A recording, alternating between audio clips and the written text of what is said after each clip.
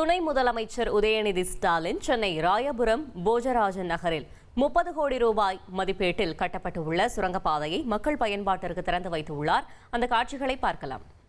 30.13 கோடி ரூபாய் மதிப்பீட்டில் கட்டப்பட்டுள்ள போஜராஜன் நகர் வாகன சுரங்கப்பாதையை திறந்து வைக்குமாறு மாண்புமிகு தமிழ்நாடு துணை முதலமைச்சர் அவர்களை பணிவன்புடன் கேட்டுக் கொள்கின்றோம்.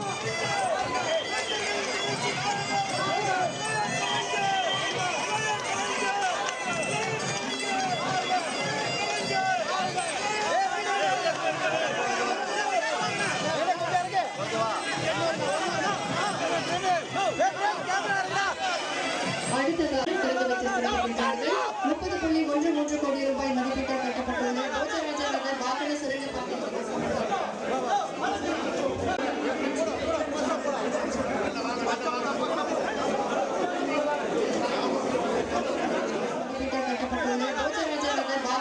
பாதையை திறந்து வைக்குமாறு மாண்புமிகு தமிழ்நாடு துணை முதலமைச்சர் அவர்களை பணிவன்புடன் கேட்டுக் கொள்கின்றோம். இது குறித்த கூடுதல் தகவலை செய்தியாளர் ரமேஷ் வழங்க கேட்கலாம். ரமேஷ், வணக்கம். துணை முதல்வர் உதயநிதி ஸ்டாலினுடன் இந்த நிகழ்ச்சியில் வேறு யாரெல்லாம் பங்கேற்றிருக்கிறார்கள்? கள தகவல்களை சொல்லுங்க. வணக்கம். சென்னை ராயபுரம் மண்டலத்தில் இருக்கக்கூடிய போஜராஜன் நகர்ல 30 கோடி மதிப்பீட்டில் பொதுமக்கள் பயன்பாட்டுக்காக சுரங்கப்பாதையை துணை முதலமைச்சர் உதயநிதி ஸ்டாலின் தொடங்கி வச்சிருக்கிறாரு.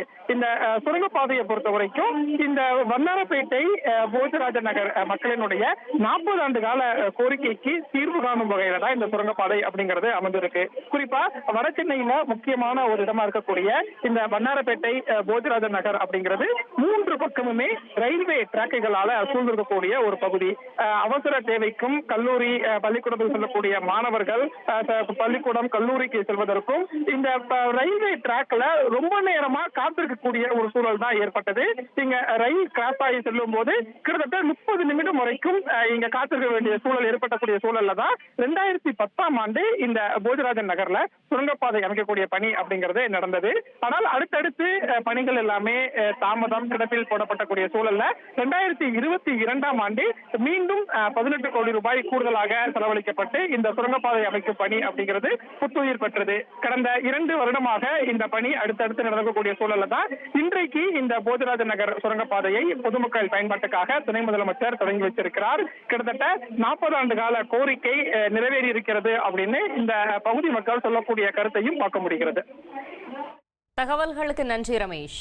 ட்ரெண்ட ஃப்ரெண்ட் ஆக்கிக்கோங்க. தந்தி டிவியின் சப்ஸ்கிரைபர்ஸ் அண்ட் ஃபாலோவர்ஸ் குடும்பத்துல நீங்களும் இணையுங்க.